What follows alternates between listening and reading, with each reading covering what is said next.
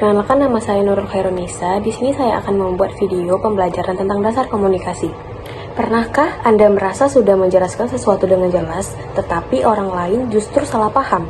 Tahukah Anda bahwa kesalahpahaman terbesar terkadang bukan karena apa yang kita katakan, tetapi bagaimana kita mengatakannya? Komunikasi adalah inti dari kehidupan kita. Tanpa kita sadari, kualitas hidup, karir, dan hubungan sangat bergantung pada seberapa efektif kita berkomunikasi. Nah, dalam video ini kita akan meletakkan fondasi yang kuat. Kita akan mempelajari elemen dasar dan kunci-kunci untuk mulai membangun komunikasi yang efektif. Yuk, kita mulai. Pertama, mari kita definisikan apa itu komunikasi. Secara sederhana, komunikasi adalah sebuah proses penyampaian pesan, baik itu ide, informasi, atau emosi, dari satu pihak ke pihak lain dengan tujuan menciptakan makna bersama. Ingat kata kuncinya, makna bersama. Jika makna yang diterima berbeda, maka komunikasi belum efektif. Lalu, mengapa ini penting?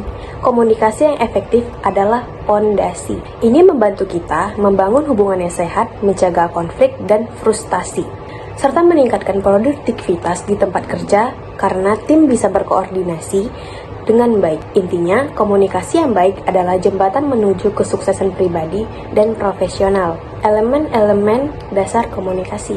Komunikasi bukanlah proses yang sederhana, ia memiliki beberapa komponen yang bekerja sama dalam sebuah model. Mari kita bedah 7 elemen dasarnya. Yang pertama, ada pengirim. Ini adalah Anda, orang yang memiliki ide dan ingin memulai komunikasi. Yang kedua, ada encoding. Proses Anda mengubah ide tersebut menjadi bentuk pesan, misalnya kata-kata, bahasa tubuh, atau gambar. Yang ketiga, ada pesan. Ini adalah isi aktual yang Anda sampaikan. Yang keempat, ada saluran. Media yang Anda gunakan seperti tatap muka, email, telepon, atau video ini. Yang kelima, penerima. Orang yang Anda tuju. Yang keenam, decoding. Proses penerima menafsirkan atau menerjemahkan pesan Anda kembali menjadi sebuah ide.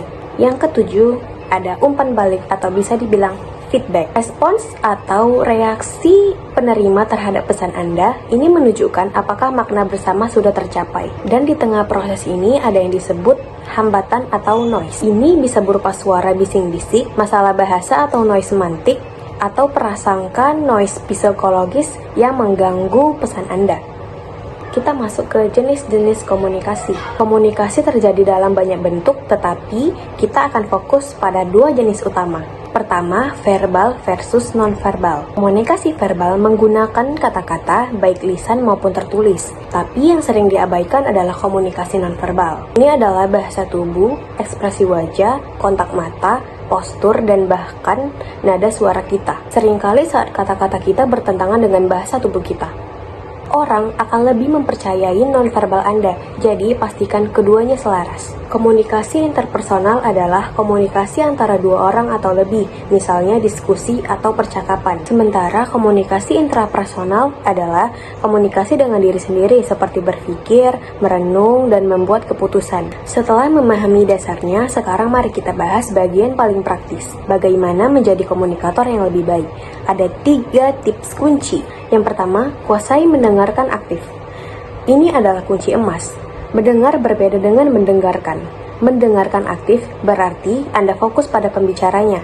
Caranya, berikan kotak mata yang wajar, tahan keinginan untuk menyela, yang paling penting, parafase.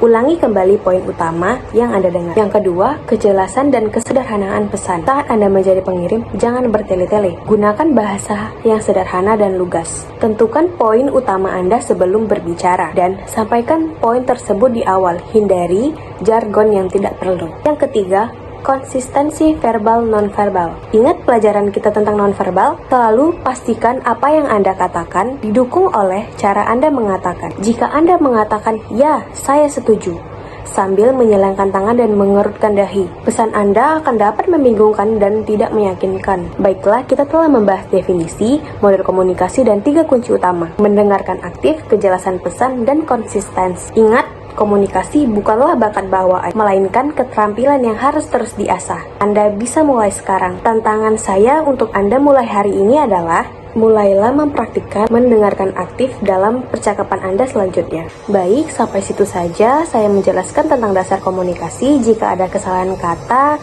atau bahasa saya yang kurang, mohon dimaafkan. Terima kasih sudah menonton.